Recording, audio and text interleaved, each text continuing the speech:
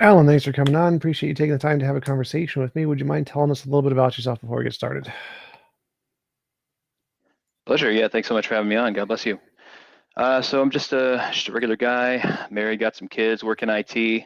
For, I guess, more than a decade, I did a lot of kind of apologetics-themed blogging, back when blogging was a thing. And, ever since then, since blogging hasn't really been that much of a thing recently, I've been doing a lot more street evangelism. I go to a variety of locations. Perhaps most interestingly, I like to do what I might call an evangelistic type outreach outside of churches, like evangelical churches, and try to maybe provoke a little bit of thought in their mind in what I like to call the ministry industrial complex, and express a little bit of my contempt for what I think they're getting wrong, which is quite a lot. And sometimes I like to engage people on the topic of apologetics, especially the presuppositional kind. So there you go. Presup. Okay. I should have picked that one. That's a more interesting topic. All right. So which worldview is a better account for human rights? What is your position on that? Yeah, I tried to pick, when you talk about precept, there's kind of like there's the how do you know for eternity stuff. And that question does play into it. But I think most people think of that question in terms of styles of debating whether God exists. And I kind of think that debate's been done quite a lot. We probably don't need any more of those. So I like to discuss other topics if possible. That's why I try to come up with something that I haven't seen discussed all that much. So yeah, I had about 500 word kind of opener to frame my view. Is that okay? I guess. Okay. Well, I'll try to make it real quick here. Let's see. I'll have to summarize from what I'd written it down. I already summarized it somewhat before. Anyway, I think it's best to assume hypothetically two different packages of the world. So the universe is one way, or the universe is another way. What flows out of that? What are the implications of that foundation? So hypothetically, if we want to start with Jesus is Lord, so Jesus is Lord, what flows out of that? Well, in that case, rights are the best way to think about human rights is in terms of the commands that God has issued to all human beings. The two greatest commandments, according to the Lord Jesus, are that we love God and love neighbor. God's character is the very definition of what is right and good and just, and he's communicated that to us. And so my neighbor has the right to expect that he be loved by me and anyone else because of God's commands. So the only exceptions to that blanket command would be few and specific, having to do with forfeiture of that expectation because of one's sinful behavior. I'm commanded to love my neighbor unless those specific forfeitures come into play. In short, a human right is that which is owed to others by me because of God's commands. On the other hand, let's assume just hypothetically that Jesus is not Lord, and the universe is as naturalists say it is. Imagine there's no heaven. It's easy if you try, et cetera, et cetera. Or as Carl Sagan said, the universe seems neither benign nor hostile, merely indifferent. Many quotes could be stacked upon that, in which case the moral value of any action, if naturalism is true, is the same as the moral value of any other action, even that which seems to be its opposite or its negation. So you could adopt a child into a loving home. What's the moral value? 0, as far as I can tell. You could rape a child to death. What's the moral value? 0, just the same as adopting a child into a loving home. The significance, the meaning, the value of any action is the same as the significance or meaning of any other action, and also everyone ends up dead. And there's no authority to tell you which is which. So any talk of rights on naturalism are the imaginations of whatever segment of society happens to be in vogue at the time. There's no way to know whether you've gone forward or backward. Any appeal to flourishing or lack of suffering or minimizing pain begs the question. Any appeal to evidence is a category error. The idea of human rights on naturalism is incoherent as far as I can tell. So thank you. All right. So why would saying that morality is a law of physics be not objective, but God said so is objective? Why say that God said so is objective? Yeah. So like you said, under naturalism, it doesn't make sense. I'm saying that, yes, it does. Most academic philosophers are atheists, 70%, and they're also moral realists. They believe in objective morality, no God. Mm-hmm. And so why would morality being a law of physics, laws of physics are objective, not qualify as a rational basis of objective morality, but God saying so, which is subjective, is?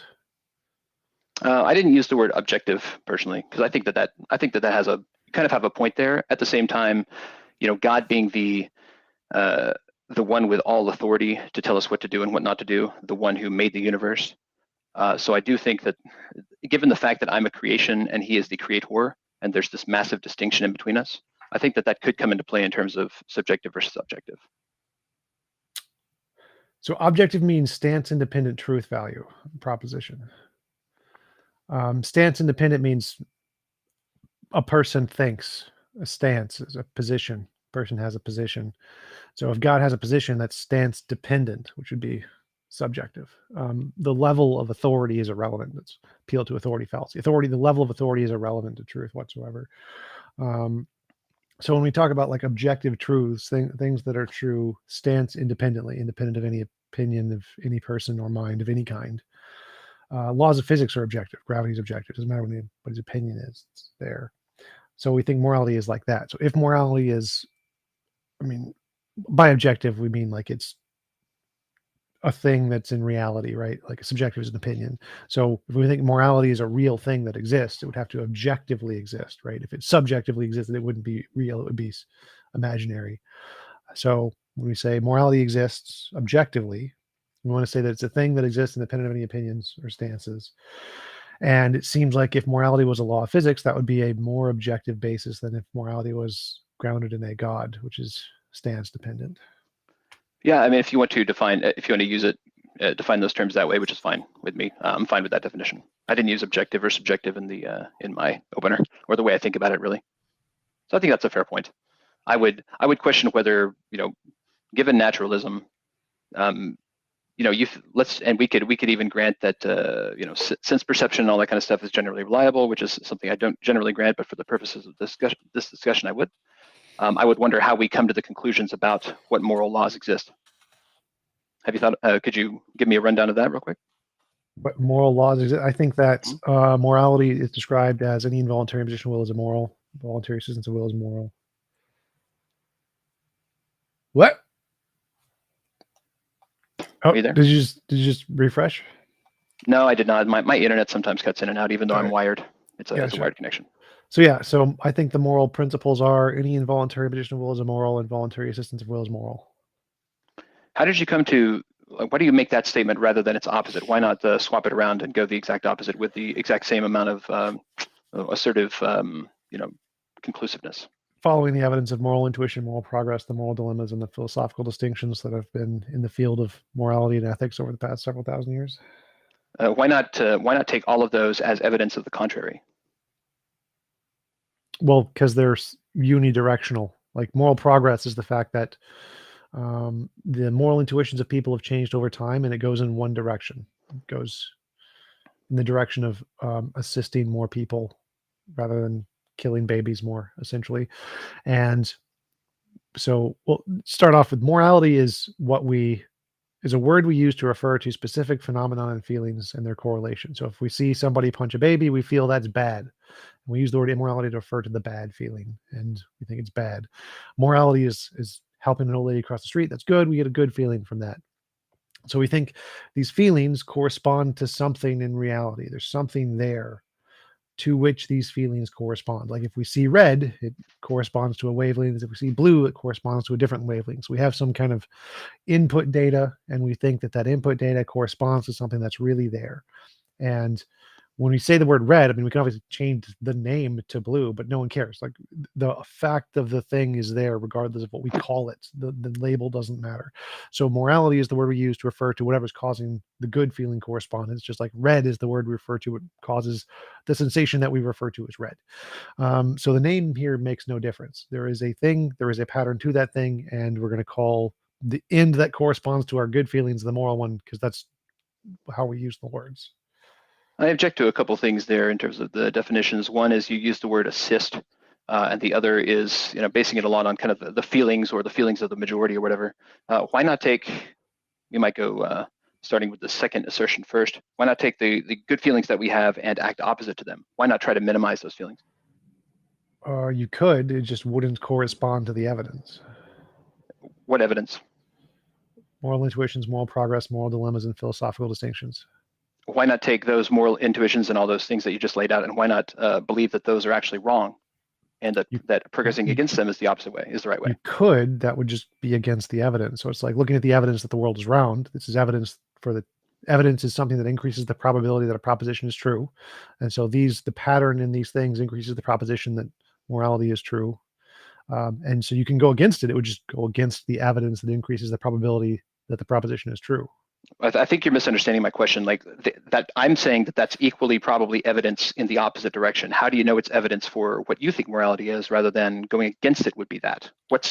Jump the evidence to, like, what scientific studies have been done to link, intuitions by a bunch of people or whatever, or the progress of them or the development over time, to calling it, like, to saying this is preferable, morally preferable, whereas the other thing, the opposite, is morally condemnatory. So the intuitions are the phenomenon. Like if I see a color, it's a thing that exists. It's a thing. We're trying to say what explains that. And so morality is the same way. We have a feeling. That's the phenomenon we're trying to explain. And whatever causes that, that's what morality is whatever is causing those feelings. And so if there's some pattern to those feelings, and that pattern can be used, or you can describe that pattern with the principle, and that principle can make predictions, and those predictions are confirmed, that's evidence that your hypothesis is correct, and it's evidence against the alternative. So if I make a prediction about moral intuition, moral progress, solving dilemmas, whatever, and I get it right, that's evidence whatever my hypothesis is correct, and the alternative is wrong. Okay, so the evidence is constituted of the opinions of people? No, is that right? That's the phenomenon. Okay.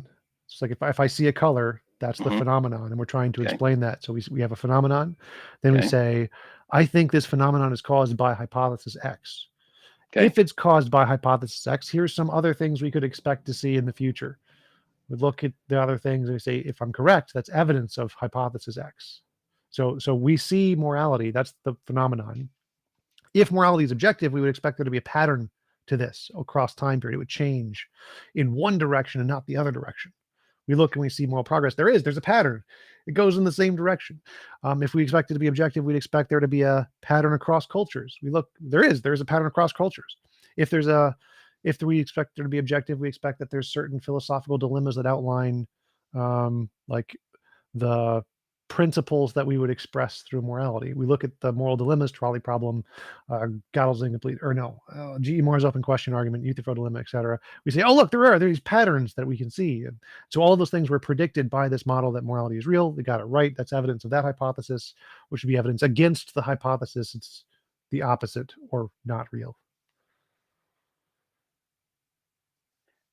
Okay, so it sounds like to me you're looking at the way that people generally are, and then you're like, oh, maybe the way that people have their ideas have progressed, we're going to call that morality. But that's not at all how I think of morality. Morality rather has to do with, discussing whether something is right, whether something is wrong, whether something is something that we ought to do. Okay. So how does the opinion of the majority, even over the course of centuries, how does that inform what I ought to do today? Okay, so morality is the phenomenon, right? We see someone punch a baby, we feel that's wrong. That's all morality is. So opinions. Okay, so people's opinions are what we see today. Granted. No, it's a phenomenon. Like if no one ever felt that's wrong, there would be no morality. The word would not exist. How do we know that? Make the choice, like make the connection between feelings and morality for me. Okay, so like if I see the color red, right, or I see my TV screen, if I never saw, if all human beings were blind, the word sight would not exist, right? There would be no word, right? You with me? Sure, probably. Okay, so that doesn't mean that sight is subjective. It's just not people's feelings. That's the input data. That's what we get. So it's not just, oh, sight is just your feelings. Like, no, it's a thing. It's a phenomenon that exists in reality, right? It's a phenomenon. Okay, sight, sure. Okay. And so the same thing applies to our feelings. Those are also a phenomenon. In fact, senses are a form of feelings. Yeah, feelings. Sure. That's exactly what I was saying. Sure. All right. And then if we want to say that those are real, like sometimes I see things that are illusions, like a unicorn, not a real thing. It's an illusion. But sometimes I see things that are real things, like a TV. That's a real thing. And so we need some way to differentiate. Is it one of the just the psychological things, or is it one of the things that's true independent of the psychological things, right? Okay, so now you're not talking about something made of matter. You're talking about a moral dilemma. What do I do? Do I rape this child, or do I adopt this child? No, we're not there Right? yet. We're not No, there yet. not there yet. Okay. So just there's a phenomenon. I feel bad when I see these things. I Okay. have a hypothesis. This feeling is caused by a real thing. I feel bad. Okay, sure. Yes. So like I see a TV. I think this is caused by a real TV being there. Same Okay. thing. You get input data and you got two hypotheses. It's psychological or it's actually a thing in the world. Those are the two hypotheses, right? Okay. And so then you make testable predictions. Say, if it's real in the world, then I would expect this to occur in the future. Testable predictions. If you get those right, that's evidence of your hypothesis. Problem solved. Okay, slow down here. 101. All right, so if I see, don't relate it to a TV anymore. Give me a real life example of what you were talking about, morally speaking. Punching a baby feels bad. Okay, maybe it feels good though. It doesn't. Right. To some it does, right? Right. To the majority. Okay, so how do we know who's right there? Because that's a data point in the other direction. So it's the exact same with seeing a TV. Some people don't see a TV. Some people do see a TV. How do we determine if the TV is really there? You make novel testable predictions. You say, if there's really a TV, I can predict into the future that this will happen. If I see it, if this prediction comes true, because we're very bad at predicting the future. Our imagination is not very good at predicting the future. So if you have a hypothesis that predicts the future and that's confirmed, then anybody who disagrees is wrong. Okay. Now talk about punching a baby. So if I punch a baby and say, this makes me feel bad, and that makes that person feel good, and I think this is caused by some objective morality, I can make a prediction about other things that I see in the future. And if I get those right, it's evidence of mine. Moral intuition, moral progress, philosophical dilemmas. No, hold on. Don't be more specific. So we were talking about punching a baby. Now give me another data point that would help. If morality is objective, we will find a pattern in morality across cultures that is consistent. We do find that. If morality is objective, we will find a pattern of progress through cultures across time. We find that. If morality is objective, we'll find certain philosophical dilemmas outline the general principles that we see in these morality. We find that. Except when we don't. I mean, for example, for example, holding to the supernatural being a morally obligatory stance. You seem to disagree with that, though, right? Yes. What does that have to do with what I said? Well, over the course of time, societies have, held on to supernatural, and even people who don't hold to the supernatural are often ostracized, mistreated within the society, and all that kind of stuff. So that would be the majority over the course of all of human history, as far as we know. I have no idea what you're asking right now. So, yes, people, if the supernatural is real, you can make a prediction. No, not that. I'm talking about the moral. I'm talking about the moral. The consideration that believing in the supernatural is morally obligatory. That seems to be the case for most of human history and most of human society. No, I have no idea what you're asking right there. No. Okay. What do you mean belief in the supernatural is morally obligatory? I don't know anybody who said that before anywhere in my channel. Okay. Well, what I'm trying to help you understand, what I'm trying from my perspective to help you see is that it sounds like you're saying that over the course of time, the majority of movement in moral intuition and progress and all of the other things that you laid out will lead us to confirm the hypothesis that we have about punching babies. And I'm talking about, but you go against that in other areas, because there are other areas in which most of human history thinks a thing, but you disagree with that. I think I understand. So no, this is not a bandwagon. What most people believe is irrelevant. It's the novel testable predictions that are what evidence is saying. I have a hypothesis to explain a phenomenon. If my hypothesis is true, here's something I can predict about the future. If I get it right, that's evidence. Number of people is irrelevant. I could predict a gold brick will appear in front of me if I pray to Bob. If it happens, that's evidence of Bob. It makes no difference how many people believe it. So the number of people here is irrelevant. What's relevant is the predictions and whether you get them right. Okay, what's your prediction again? I thought that your prediction had to do with progress and people what believing the prediction is doesn't make a difference. If the prediction the feelings that people hold about it, because you've referred to feelings, you've referred to how you feel when you punch a baby. What the prediction is makes no difference if you get the prediction right. So I can predict that in 5 seconds you will see a blue elephant fly in front of your face. That's a subjective experience for you, but if it happens, it's evidence for whatever my hypothesis is. So saying what the prediction is having relevance to patterns in moral intuitions, if it's right, it's still evidence. It doesn't matter if it's subjective predictions of what you experience. Okay, yeah. This track of discussion is seems to be. Well, I've never really heard it stated in these terms, so it might be partly be because of my ignorance. Let me ask it in a different way. Is there any way to talk about things in terms of their moral value? Does moral value exist? Yes, that's literally the synonymous with morality. Okay. The moral value of punching a baby versus the moral value of adopting a baby. Run down briefly the difference and how you know. Punching a baby is an involuntary imposition of will.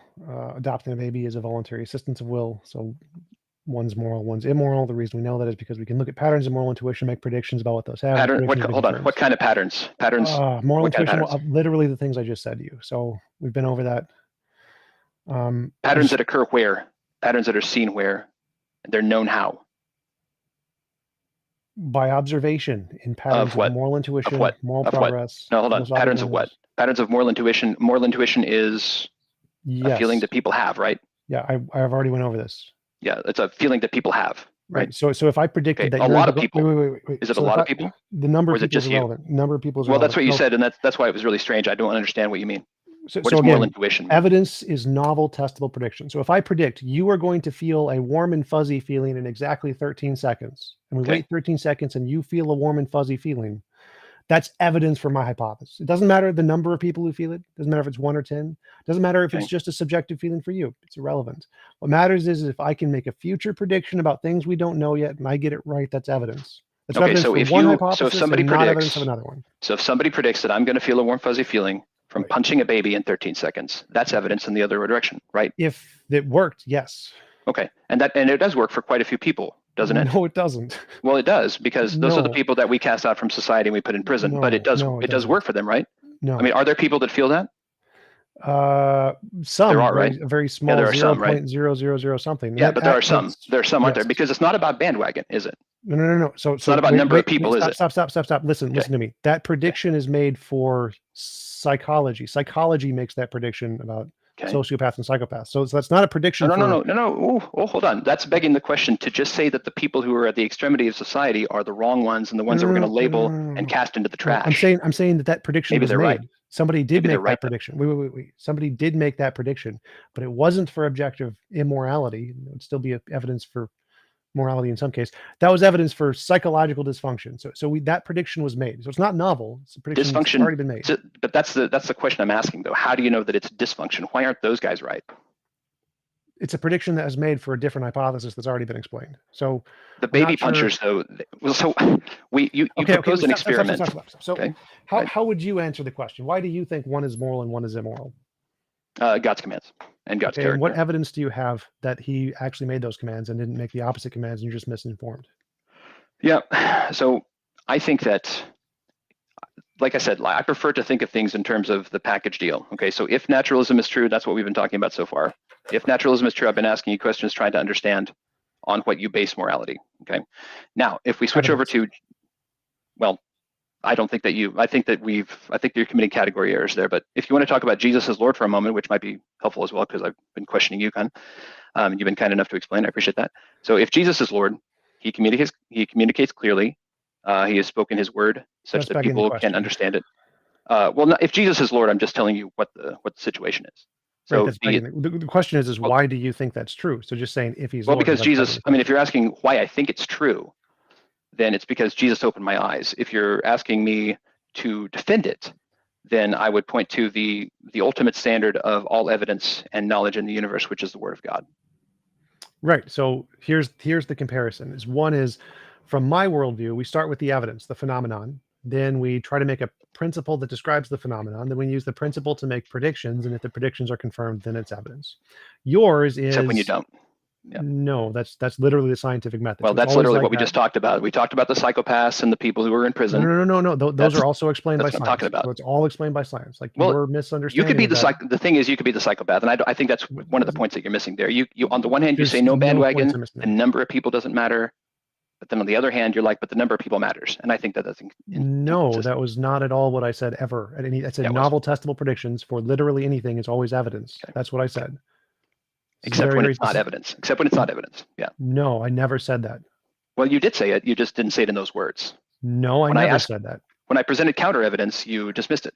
No, I proved your dumbass argument wrong. So let me try to explain this to you again. If someone makes a prediction that punching a baby in the face will make you a warm and fuzzy feeling, and it happens, that is evidence. Like I said, I literally said that.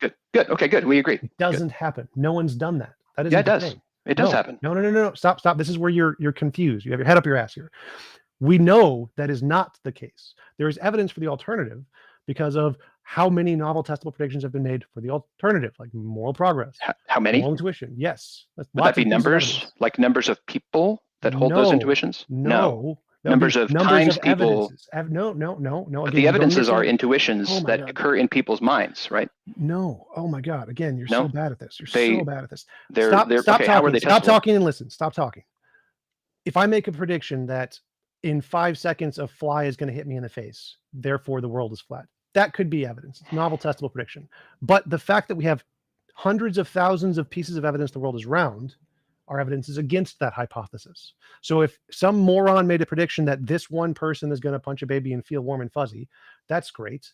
That one prediction would be evidence for the hypothesis, but it wouldn't contradict the hundreds of thousands of examples of other things that are explained from the alternative hypothesis. It's very fucking simple. It's like basic science 101. But what matters here is that my model uses real evidence. Yours uses nothing. Yours says, my Sky Daddy told me in a book. Mine uses the scientific method. Scientific method is a rational way to differentiate imagination from reality. Your book is not. So if we're trying to compare which is the more reliable methodology, one that is able to look at the evidence, start with the evidence or the phenomenon, start with the phenomenon, build a principle to describe the phenomenon, and then make predictions that are in the future based on that hypothesis and get them right. That's real evidence. That is what real evidence looks like. Sky Daddy told me in a book is not that. That is a bad method. And so we're trying to say which one of these methods is better. And I want you to explain why you think your method is a better method here.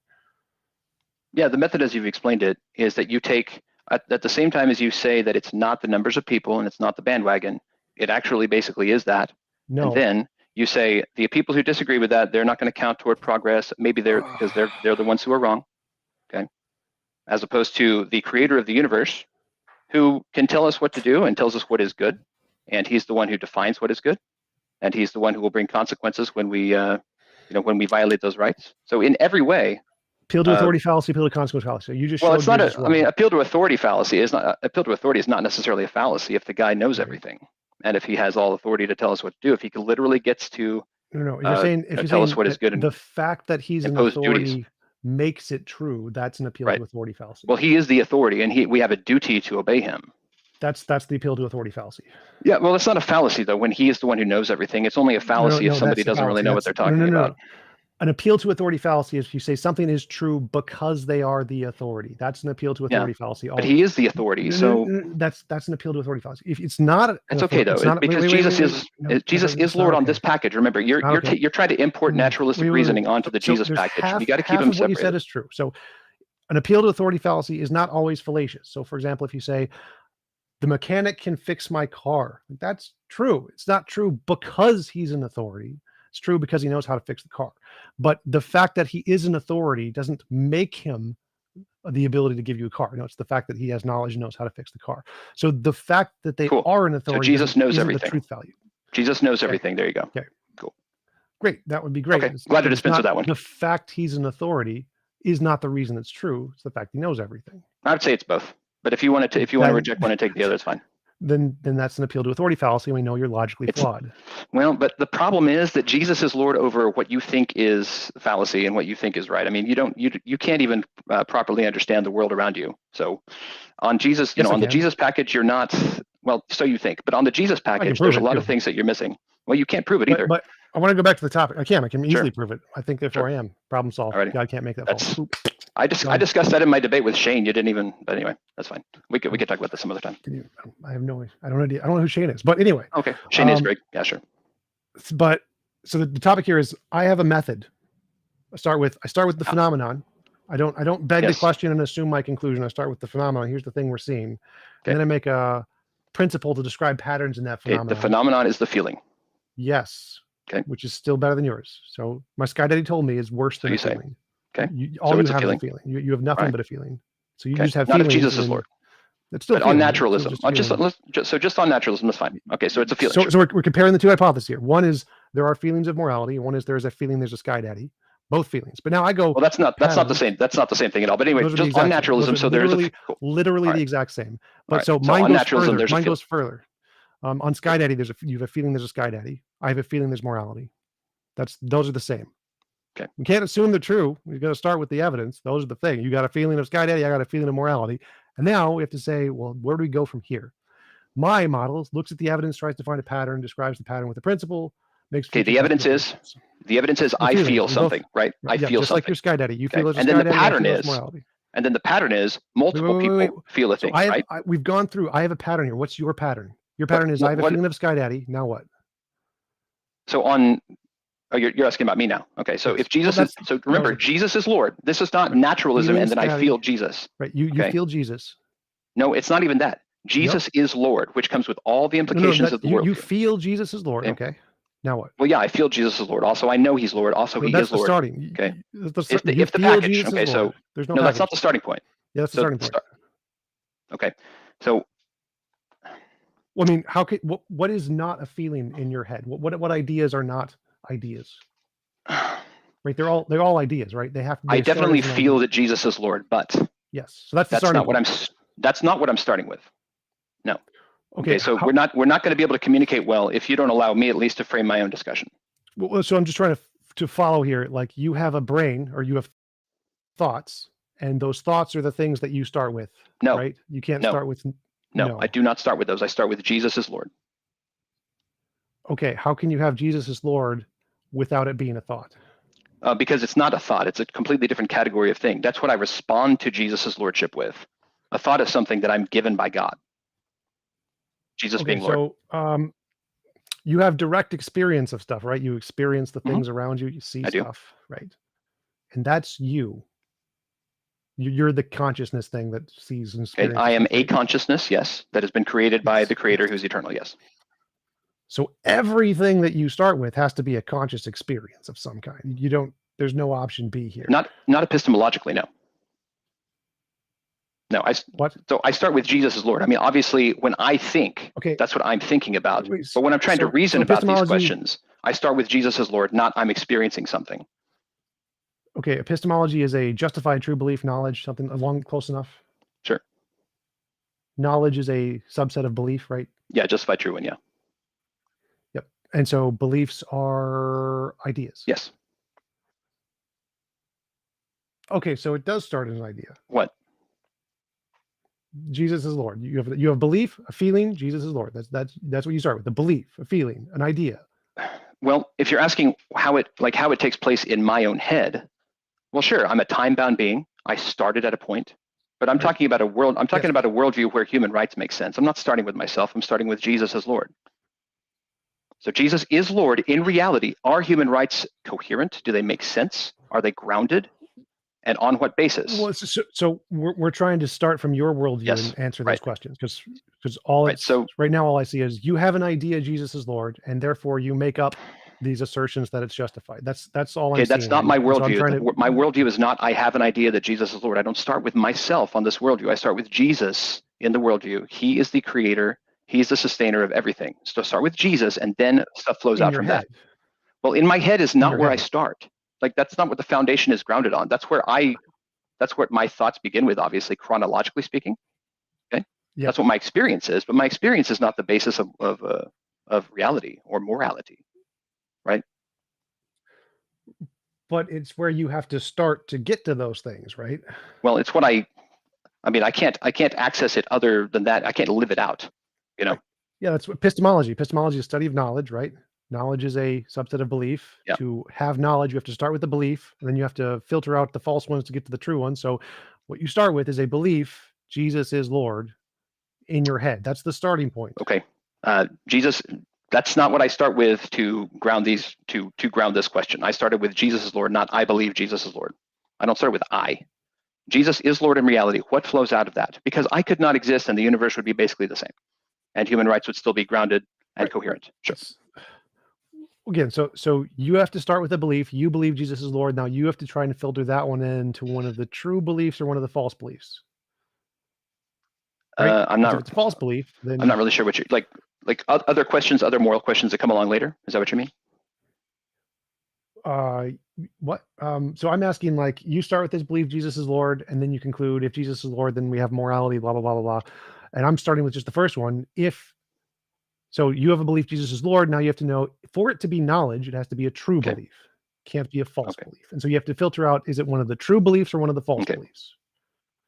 So Jesus being Lord being the foundation of the worldview that we're talking about right now, then yes, that belief is true. So are human rights grounded? Based on what? What? Well, based on the word of based on the word of God. On the word of God and his revelation to people that he's to his elect. Okay, so you have belief Jesus is Lord, and you believe because you have this belief, it must be true. No, because Jesus is Lord, he opens my eyes to see the truth if Jesus is Lord. Okay, so you have a belief Jesus is Lord, and you have a belief that Jesus opened your eyes to tell you that he is Lord. Yes, a true belief. Okay, well, how do you know it's the word of God and his revelation within in my spirit? Okay, so you have a belief Jesus is Lord, you have a belief he gave you a vision, and you have a belief it's true not a vision, no. So. No, it was just a revelation that helped me understand his lordship. Revelation. And his salvation. Revelation. It's kind of a vision, okay. I think. I mean, vision has to do with seeing things. I didn't see anything. Didn't hear anything either. No, visions don't have to see things. It's any kind of like VIS is the root for eyes. But anyway, that's fine. Logical fallacy. Like there are visions that come through spiritual divination and things that have nothing to do with sight. Okay. So not all visions entail sight. But so your justification is you believe Jesus is Lord, and you believe Jesus told you he's Lord, therefore Jesus is Lord. No, there's no therefore Jesus is Lord is not the thing. Jesus is Lord, therefore reality. So we start with Jesus, we don't end with Jesus. He's not the destination of or a conclusion of an argument. He's the foundation of reasoning. Well, again, so you got to start with the proposition Jesus is Lord, and then show it's one of the true ones, not the false. No. You have to. That's not true. That's not true. Given my worldview, Jesus is Lord is the ultimate beginning, first point. He's the foundation. He's not the end. He's the beginning. So we don't reason to Jesus. We reason from him. There's nothing in the world that is evidence against Jesus. Evidence against Jesus does not exist. A ton of it does, but no, that's because you're blinded by sin and you need to repent, and your reasoning is foolish. No, it's just basic facts about history, like the fact that Jesus could have been. Lots of facts about Jesus are false, but no, they're not. They're all. I'm not. The ones in the Word of God are true. Nope. We can definitely prove that. Nope, definitely can't. The question, we definitely can't. Like Moses definitely can't. Exist. Oh, he definitely did exist because the Word of God says so. It's the highest standard of evidence in the world. The Word of God is. Well, then that just proves your worldview false very easily. No, it doesn't. It's a different topic. I don't really. Yeah. It does. It okay. does.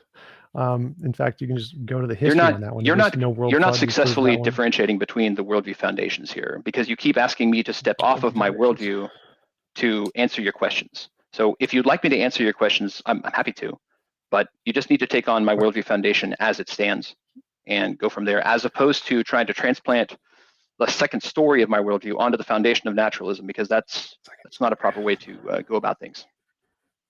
Well, I didn't say anything about naturalism. I said, why do you think your proposition is true and not false? And you said, well, I just assume it's true. But you assume that naturalism is true for your foundation as well. No, yes, I don't. You do. No, okay. I don't. So you don't assume that Jesus is not Lord. Okay. No. So is it possible that Jesus is Lord? Sure. Okay. Except Jesus claims to be Lord literally of everything, including your owner, your creator, your sustainer, and the Lord of all of your reasoning. Is that possibly true? And Harry Potter claims to be the magical. So is it possibly true though? Universe. Is it possibly true that Jesus literally owns you in all things? Sure. Really? Sure. Okay. It's also possible that there's a magical pixie leprechaun that uses Jesus as a toy. Yeah, you don't sound like it's real possible that Jesus is Lord. But anyway, I guess we're far afield at this point. Did you have any other questions? Possible means there's no logical contradiction. There is no logical contradiction. There could be in some versions of Christianity, but not in general. You can make a general version of Christianity where there's no logical contradictions, and you can make a general version of Christianity where there's a leprechaun that owns Jesus. Yeah, well, that's not Christianity. I was talking about the very specific, like the Bible-based brand. I think that you probably think that it's impossible that Jesus owning everything, and he has a decree that covers, literally every event that has ever taken place, including all of his people coming to him by faith because he why are you saying that I think that's logically impossible? Like what do you think I think is the logical contradiction there? I don't know. I just don't think that it's likely that I think that you're playing games here. I think that when I say that Jesus is Lord of all, being I ask you whether it's possible, and you're just kind of like, what? Sure. Why would that not be possible? Like what you're saying is incoherent. Yes, it's possible. Why would it not be possible? Okay, so it's like possible just means there's no logical contradiction. Okay. That's all it means. So it's possible there's a leprechaun that owns Jesus too. Like that's also possible. Okay. Like the only things that are impossible is like a round square. That's impossible. Okay. Yeah, I think we're having a little bit of communication differently. I'm sure part of some of that at least is my fault. So anyway, would you like to ask any more questions about the things I base morality on, given Jesus is Lord? Well, I'm still like, so if I'm comparing the two models, my model starts with the phenomenon, makes principles, makes predictions, and that's how we differentiate true from false propositions. Yours starts with your Jesus is Lord proposition, but has no way to differentiate whether that's false or true, which seems to be a problem, like a big okay, problem. that might be your big mistake there. It does have a way to differentiate whether it's true. It is appeal to the Word of God, which is the highest standard of evidence in the universe. That's the appeal. That's how you know. That's God's revelation to humanity. Okay, so reading the Bible is how you differentiate true from false propositions. At least the subject matter that the Bible covers, yes. Okay. And you don't think you could be wrong? Like in my interpretation of the text? Sure, or the text itself? No, the text can't. I could be. I've been mistaken. Why? I've come to conclusions before that that I was like, oh man, I missed that thing in the text. So yeah, that happens sometimes. Why could the Bible not be wrong? It's the revelation of the God who never lies, who knows everything, and who sees everything and has a decree that covers literally every event to humanity. Remember, my worldview foundation, not yours, mine, because you're asking about mine, right? Yeah. So are human rights coherent given that view? Well, God is the one who owns everything. He's the one who owns all people. We're all his creatures. He's told us how the universe is. He's told us what is good. He's told us what his character is. And he's told us that the best thing that we can be is like him. And he's told us also that if we disobey those things, it causes death and terrible suffering. So there you go, human rights. Love your neighbor as yourself. Well, that doesn't explain, what do you mean when you say human rights make sense? Well, as I said in the opener, the greatest commandments according to the Lord Jesus are to love God and love neighbor as yourself. All right, so my neighbor has the expectation that I will treat him with love at all times, unless he forfeits it in a few different ways. I'm asking a more general question, like what do you mean by human's right makes? Because when I say like morality is objective, stance independent truths, that means it's a thing that exists independent of opinion or something. Is that like what you mean for? I don't know what you mean by human rights makes sense. Because it seems like to have human rights be stance independent, they have to exist independent of stances. So they have to exist outside of any mind. And then it would make sense to have objective human rights because they're stance independent. I would distinguish. What you mean when you say I would distinguish between they exist outside of any human mind, but they do exist in the mind of God, which is the universal mind. So they're not, to me, they're in like with reference to me, the creature, they are objective. Like, what does it mean to say that human rights are a thing? Like, what's the minimum criteria for human rights to be a thing? It's a binding command of God on a person mandating certain behavior, or like refrainal, what's the word? Abstention from behavior, that's the word. With also coming from a proper authority. And also probably with, you could throw in some ingredients about retribution and punishment if you disobey as well. And so conformity to an overarching standard. What do you mean by over? The character of God, a few things expressed in his law. No, I don't mean like the specifics. I mean in general, what does it mean to have an overarching standard? Like something more authoritative than me. Okay. And so you're saying human rights make sense when there's an authority who tells you to do it and there's a punishment. A rightful authority, yeah. Yeah, rightful authority. A punishment, and he's the definition of good and bad. Yeah. And those are the two things that make something a right, is that if it comes from an authority and there's a punishment. That's probably the best way to look at it, yeah. Okay, so neither of those make sense to me. I don't think the fact that there's an authority has anything to do with human rights. Okay. I think human rights would be inerrant. Whether or not an authority says so would mean you don't have rights. That means they're subjective. It's arbitrary. So there's not rights. And the punishment also seems to make no difference whether or not you're punished for something. Like you can have a right and then violate it and someone not punish you, and it's still your right. The fact that someone punishes you also seems to be irrelevant. What I meant was that if somebody violates my right, then they are punished for it. Right. If they weren't punished, why would it be less of a right? I think that it's the enforcement aspect, has to do with we're talking about, when we talk about human rights, we're talking about a very moral question. So, if I violate, it's just kind of its own unique class of things. When we violate moral behaviors, then, what are we talking about? Maybe you don't understand. Maybe we're not talking about the same thing when you talk about morality. It might help me if you tell me what a human right is in your mind. Well, so right now I'm specifically just asking you what the minimum requirement is by your definition of a human right. If it's a command of God. If there's a command of God in conformity with His character. Okay, so you don't need punishments. Punishments aren't a requirement for a human right. You just need the command of an authority. The Bible doesn't lay down exactly what a requirement is. That was just my best stab at inferring the definition of right from the biblical text. Fair. Yeah, that's fair. I'm just general question. Don't need specifics exactly. So, if what you think is fundamental to a human right is a command of a God, that seems like what you think a human right is inherently arbitrary. Not a God, Jesus, the God. Wouldn't make a difference from my argument. It's saying it comes from a stance-dependent position would, by definition, make it subjective and not. Yeah, right. Subjective from his point of view. Yeah, but from my point of view, it'd be objective.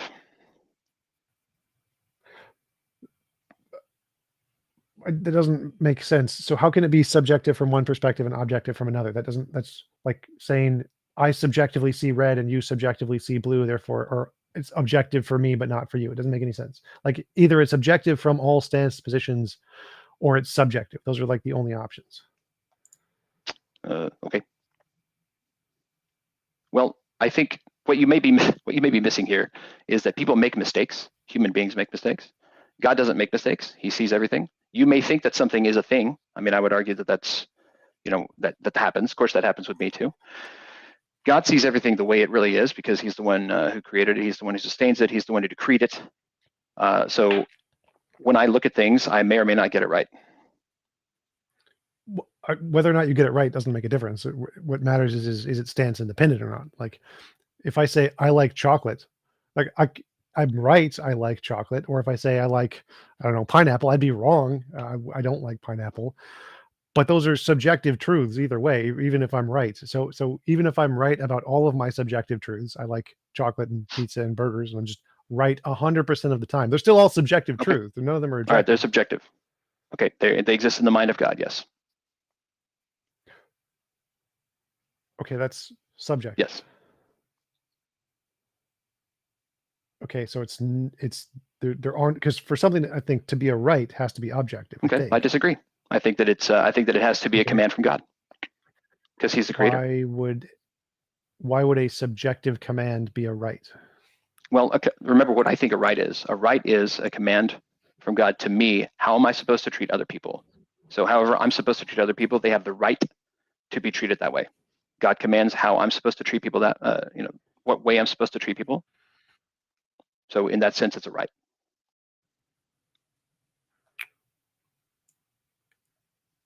Okay, so like, I understand a right to be something that's inalienable, inviolable, something that's there innately. It's not an opinion-based thing. So for something to be a right, by my definition, it would have to be independent of any stances. And so if it's only true because a God thinks it or commands it, then that would be not a right by my definition. And so I would say that under your definition of theism, human rights make absolutely no sense. And in order to have human rights, you would need an objective standard that is stance independent.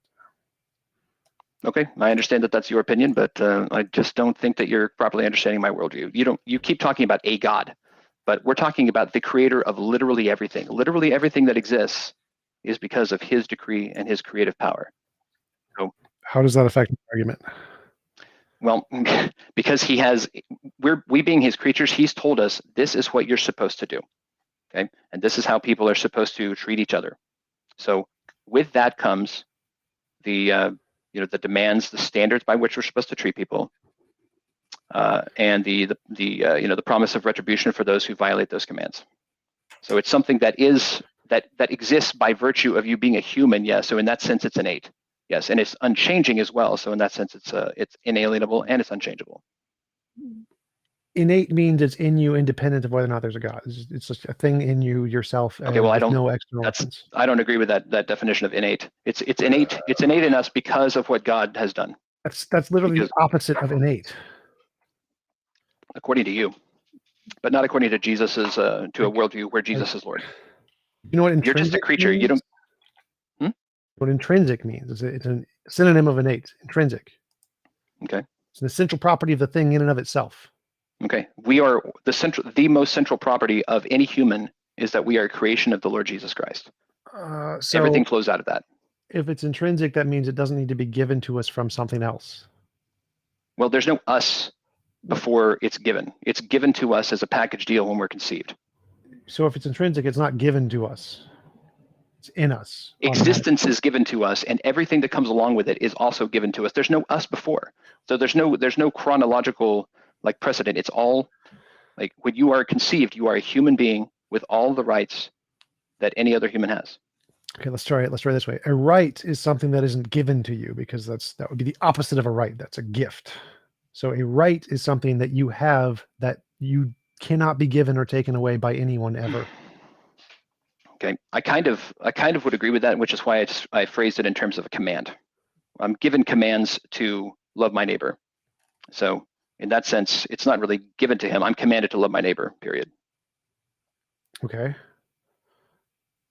Still not following how commands get you rights, because commands are arbitrary.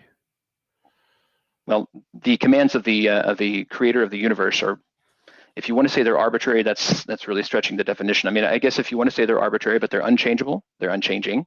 They are the very definition of good. They are the very revelation of the character of God. Well, I would have problems with that too, because of all the mass murder and drowning babies and stuff. But I would say, how do you know that that's bad? Moral intuition, moral progress, predictions.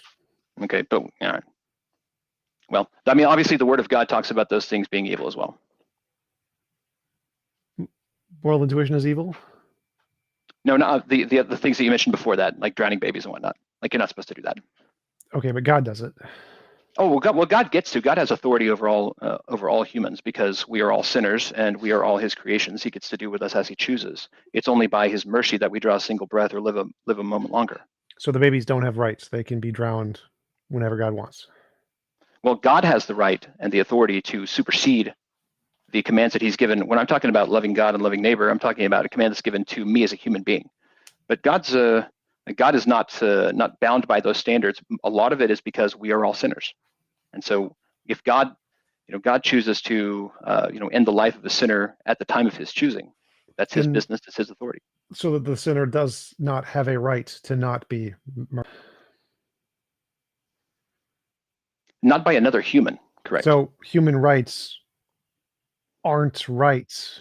Are for human. They're for humans. They're commands of God to humans. So that for interpersonal interaction.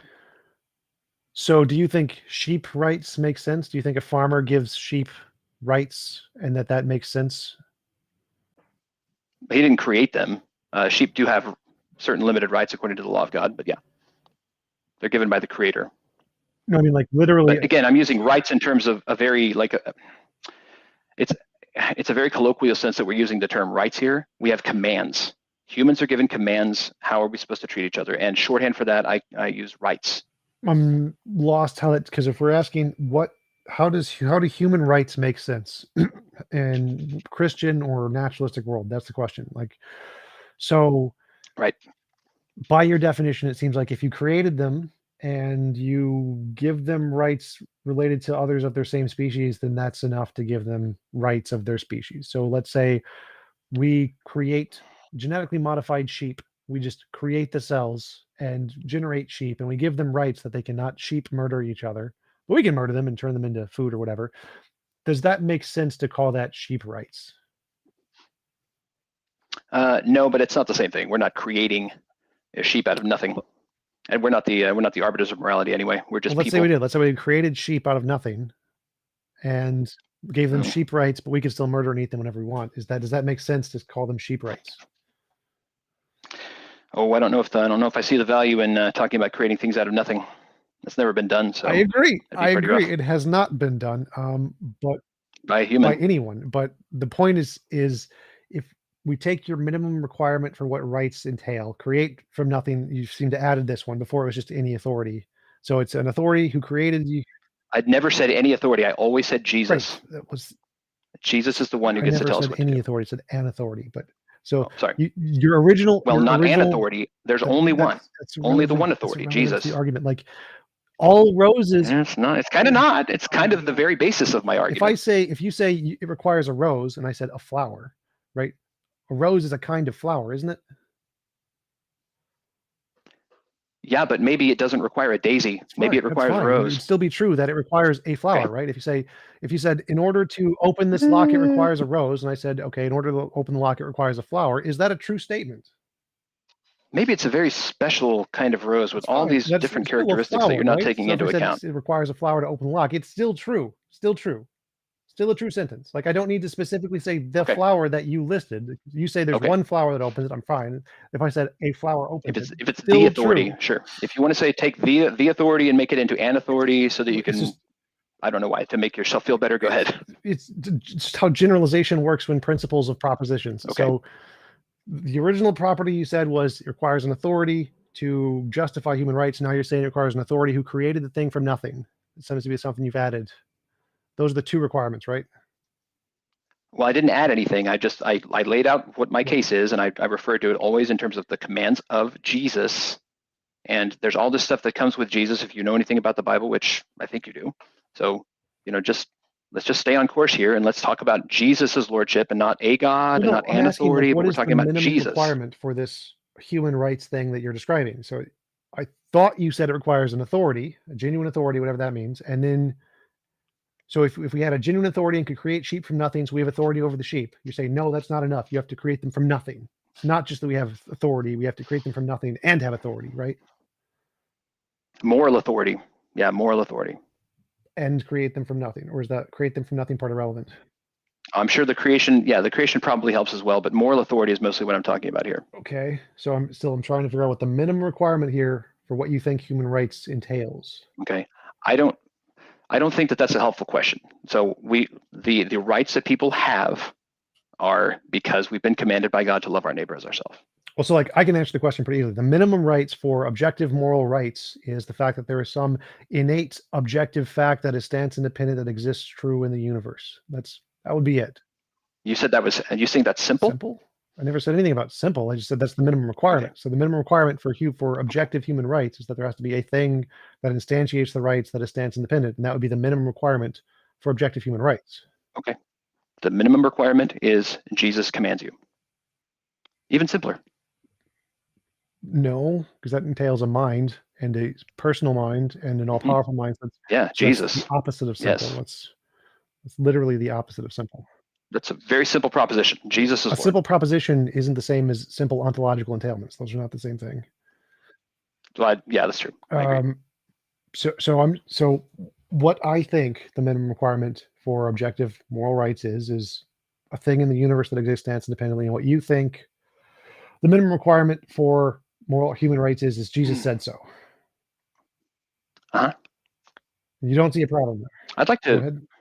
No, not at all. I would like to ask you a little bit more about the thing that exists in the universe that is stance independent. I don't want to try to get away from you. So if you have any more questions for me on my worldview, but I did have a couple more about naturalism. For a while. Go ahead. Okay, thank you. That's cool. So in what way does the thing that exists in the universe exist? That you referred to? I don't know if there's ways to exist. Like you either exist or you don't exist. I don't know what you mean by ways to exist. Okay. Okay, so my computer exists. It's made of matter. Sure. Right. Okay. The thing that the moral, the right that you're talking about, does it exist in the same way? Is it made of matter? Sort of. I'd say it's more like a quantum field, like a law of physics. Sure. A quantum field? Okay. Is it composed of particles? No, particles are composed of fields. Fields are the fundamental thing. Okay. Is it sentient? No. Okay. How does it confer rights? I don't know what you mean. On people. Okay. So I'm a person, and I might say I have a right for X. Okay. And we decide that I have a right to X by what? Let's say it's a statement that's never been made before. I have a right to I don't know. How would you go about understanding whether that is indeed a right that exists? If it was in correspondence to the nature of the field, then you would have the right, and if it's not in correspondence to the nature of the field, you would not have the right. How would you know whether it's in correspondence with the nature of the field? Well, if we could actually measure the field, we would know. How would we measure it? Science in the future. Okay. What about now? Is there a way to know now? If it was, I'd have a Nobel Prize. Okay, that'd be nice. Is there a way? So, but you certainly think that human rights are known at this time. Yeah, we estimate them. So like we use the best guesses we have with the best evidence we have to try and get as close to the truth as possible, even though we don't have certainty. So like Newton estimated the gravitational force. He was wrong, but he got close.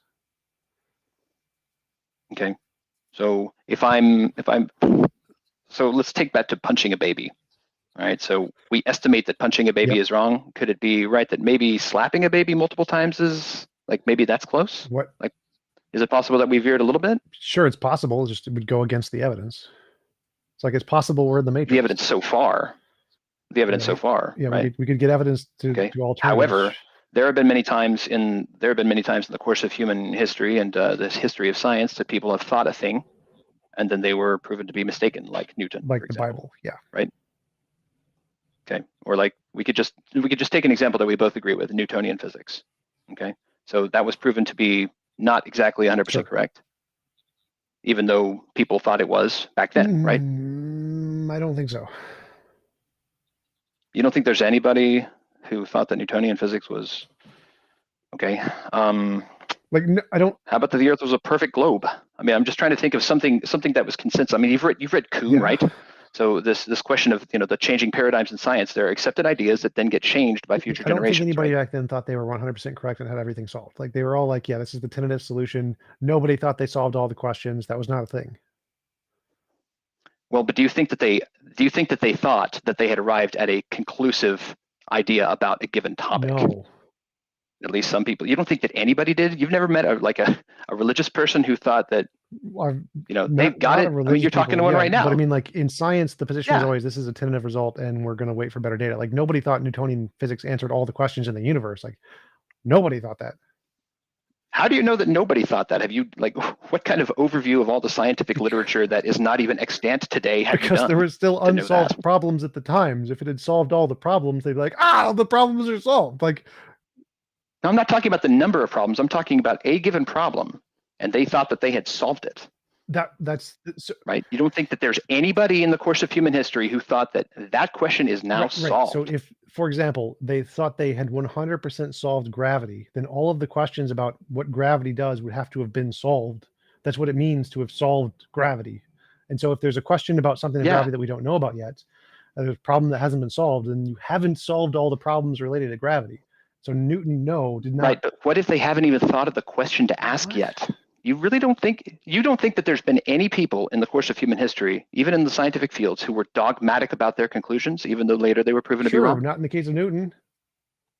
Okay. So well, just take any case. It doesn't have to be Newton. It could be any case. Okay. Sure, some people were dogmatic.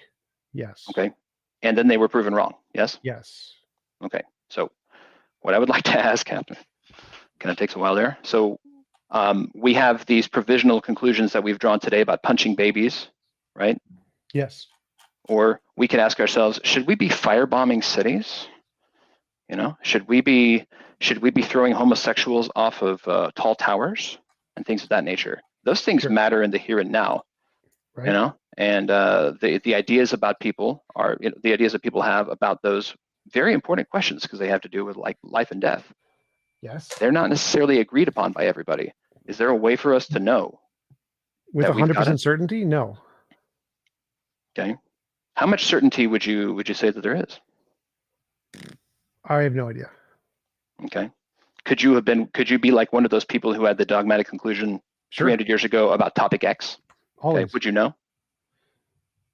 Would you know today, would you know whether in 300 years you'll be proven wrong? No. Is it possible then? It's possible that presumably you think that homosexuals have the right not to be thrown off of tall towers. Yes. Okay. All right. Is it possible that in 500 years you could be shown to be in error about that? Sure. How would that happen? How would you be shown to be in error? Novel testable predictions that confirm an alternative hypothesis. Such as? Someone makes a prediction that the Christian God is correct, and the Christian God comes down and says, "Yep, I was right. Gay is wrong. Throw them off rooftops." Okay. How about without invoking the supernatural? Because I think that you're a naturalist, right? Okay. Someone would predict that there is a naturalistic law of physics that has a different model of morality, and they'd make a prediction that the moral standard of all life and like aliens are like eating babies or something. And we discover all alien species in the universe all like to eat babies. What difference would that make if all alien species like to eat babies? Any novel testable prediction is evidence. Doesn't matter what it is. But when I reminded you that there are people in prison today for molesting children, Novel means that's not a something novel we don't testable know prediction. yet. Novel means something we don't know yet. Novel means Well, new. but you might not know that thing. Maybe you're wrong about that. About the definition of novel? No, not about novel, about whether a novel is necessary. What if it's a testable prediction, but it's not necessarily novel? Maybe we got it wrong. Would there be a way to know that? Yes. So, for example, a testable prediction that is novel would be, for example, the sun will rise tomorrow. That's a testable prediction. We can wait till tomorrow and see if the sun rises. And if that's evidence, then I can say, if the sun rises tomorrow, the spaghetti monster is real and Jesus is false. Now, obviously, you wouldn't accept that, because if it's something we already know, everyone can make that prediction. Everyone can say the sun will rise tomorrow. And so it would be evidence for all of the hypotheses they all came up with. This is not a very good model. That's why it needs to be novel. It needs to be something new, because predicting something we don't know yet is very hard. Predicting something we already know is very, very easy. Anybody can do it. That's what distinguishes why we need the novel. This whole thing about novel precludes like corrections to previously held, majority opinion. And I think that's a mistake. I have no idea what you're talking about. It doesn't preclude anything. If it has to be novel, then we're talking about, what I'm asking you is about whether we got things right in the past that we take for granted today. Okay, or things that we take for granted today, conclusions that have been arrived at, maybe we've held them for a while. But I'm calling those things into question. And then you're saying that the prediction has to be novel, but maybe we got it wrong in the first place. So in order to overthrow an old model, you need to make novel predictions with a new model. So the reason Newtonian mechanics was overthrown by general relativity is that Einstein predicted that light would curve at a specific rate around the sun. He predicted the perihelion of Mercury. He predicted gravitational waves. We confirmed all those things. So those were predictions that Einstein didn't make, that he did make, and that's why we overturned Newtonian mechanics. Okay. You're familiar with the is-ought distinction? Yes. I would hope. Yes. Okay. Do you think that you branched it? Do you think that you bridged the is-ought distinction? No. No, I think. Is there any ought? Is there an ought? They're hypothetical imperatives, not categorical imperatives. Okay. So what bearing does that have on my behavior today? Because we're not talking about whether I see a TV. We're talking about whether I should punch this baby or throw this homosexual off a tower, right? So if we know the facts of what makes something moral, then we can say, once I know these facts, I ought to do them. But the oughts aren't in the moral thing. So like, is something moral because you ought to do it, or ought you do it because it's moral? How would you answer that question? Well, if Jesus is Lord, then I ought to do it because it's moral. Right. So it's the second one. I agree. I think that you ought to do something because it's moral. It isn't moral because you ought to do it. And what that question emphasizes is the structure of where the ought is. If something is moral because you ought to do it, then there's this bubble of morality, and there's a bunch of principles of what makes up the bubble, and oughtness would be inside of the bubble. So it's inside. Oughtness is required inside of whatever properties there are to make something moral. But if you ought to do something because it's moral, that means there's the same bubble and a bunch of lists of the properties that make something moral, like yours would say Jesus commanded you or something. And then after you know that fact, then there's this other bubble outside of that, which is the ought, and says, once I know this fact, then I ought to do it. Which means the oughtness itself isn't anywhere in morality. It's not. Okay. Why ought I do things that are moral? If you want to be moral, you ought to do moral things. Okay. What if I don't want to be moral? If you want to be immoral, you ought to do immoral things. Okay. would you say that there's a value differential between the two? If I want wanting to be immoral versus wanting to be moral? What's the so what? Give me a so what. Like, here's a guy who wants to be immoral. Here's a guy who wants to be moral. So what? I'm not sure I understand the question. So it's a fact of the matter that some things are moral, and if you do them, you're moral. And there's a fact of the matter some things are immoral, and you do them, you're immoral. What you want to do doesn't change either of those. So, okay. So if somebody comes along and starts punching babies, they are immoral. Okay, according to you. All right, according to your model, which might be proven wrong later. Okay, they might say they've made a novel testable prediction that they'll come up with at some point. Sure. And meanwhile they're punching babies. People try to stop them. They're more powerful. So what? They're immoral. Like it's a factual statement. If you do so it's just things, thing that you say, like, that's a TV. This guy's immoral. I don't like broccoli. Right? Yes, that's how truth works. Okay. Is there any way? Tell me the difference between the statement, I like broccoli, or I dislike broccoli, or I dislike pineapple.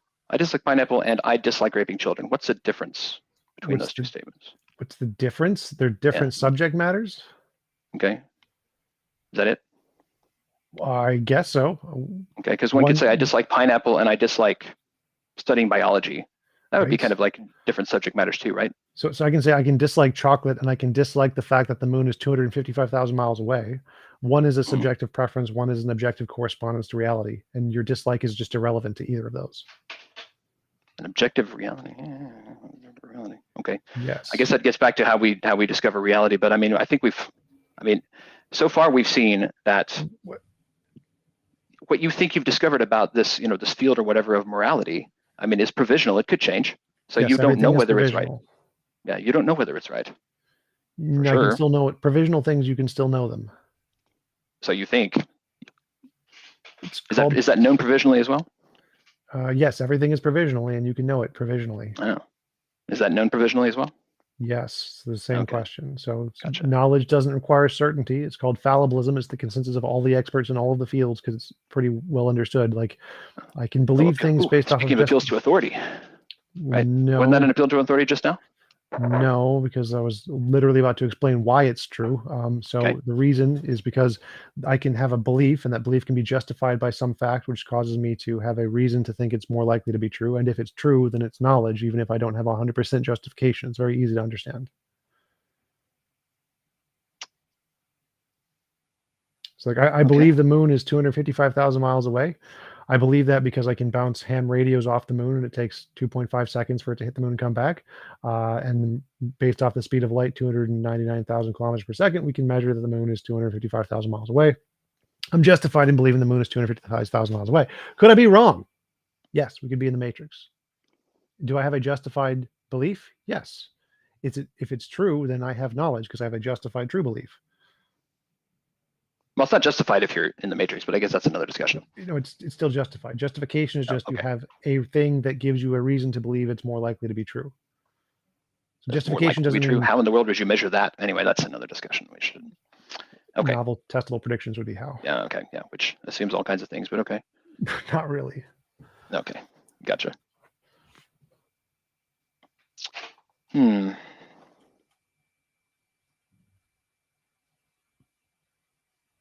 Do you agree with the statement that the universe is indifferent to your actions?